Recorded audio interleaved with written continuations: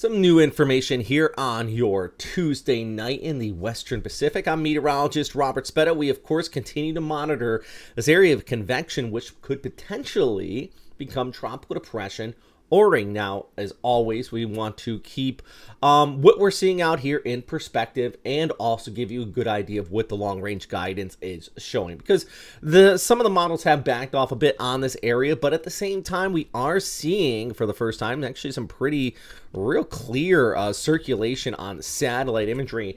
Jump over to this platform here with the infrared satellite, and you can see just over Plow. Tell me you cannot see this broad circulation right in here. Now, here's the big thing. It is rather exposed. What I mean by that is you don't have those big areas of convection like you see off here towards the north and west. So with that, you know, you're not seeing some of the energy to help fuel this thing up. But as it moves towards the north, it gets away from that equator. It moves into better region for Coriolis interaction. We could start to see this wrap up and intensify at least into a low pressure area. I still think that is on the cards.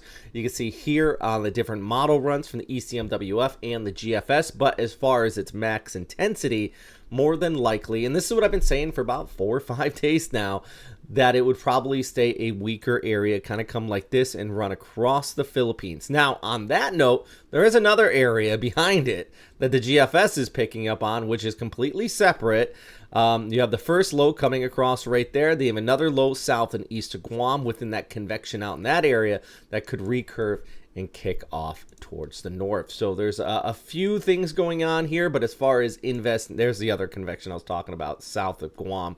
But there's a few things going on here, but as far as this one is concerned, probably going to be a much needed rainmaker for our friends across Mindanao and Visayas. As always, too much rain in a short period of time, you know the drill. It can cause that threat of flooding.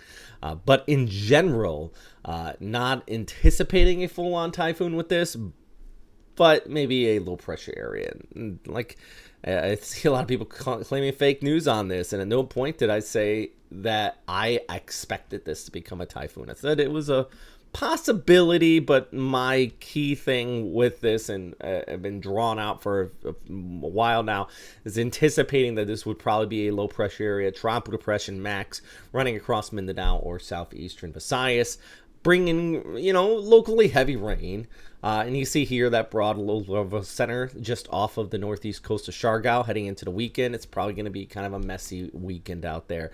Not catastrophic, just, you know, some good heavy showers, which some local thunderstorms kind of mixed in there as well. Not signal force level, but maybe some local heavy rainfall warnings. And you see that here with our rainfall outlook kind of stretching across just like that. Max totals upwards of about 50 to 100 millimeters. And then you also have a passing trough that's going to hook in, maybe bring some showers to parts of northern Luzon.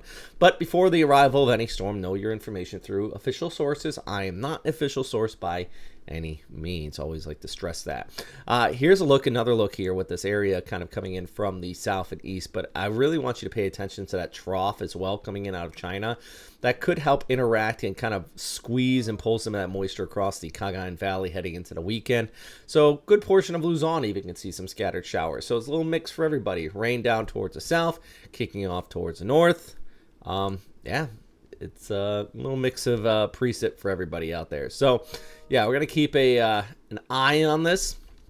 I'm gonna do my best to keep you all posted, but at least at this time it does look like, you know, at least initially not anticipating a full-on typhoon here, but some good much needed rainfall across the Philippines before we also monitor that secondary low that could be developing on the back side of it. So let me know if you have any questions. Of course, that's what I'm here for.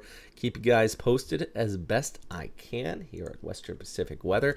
If you have any reports, you would like to share any reports with us or photos or anything like that, also check out westernpacificweather@gmail.com. You can send me an email there. I think I'm making a portal. That would be great so people can drop some photos into. Yeah, I'll work on that as well. Anyways, as always, thanks for watching. And of course, stay safe out there.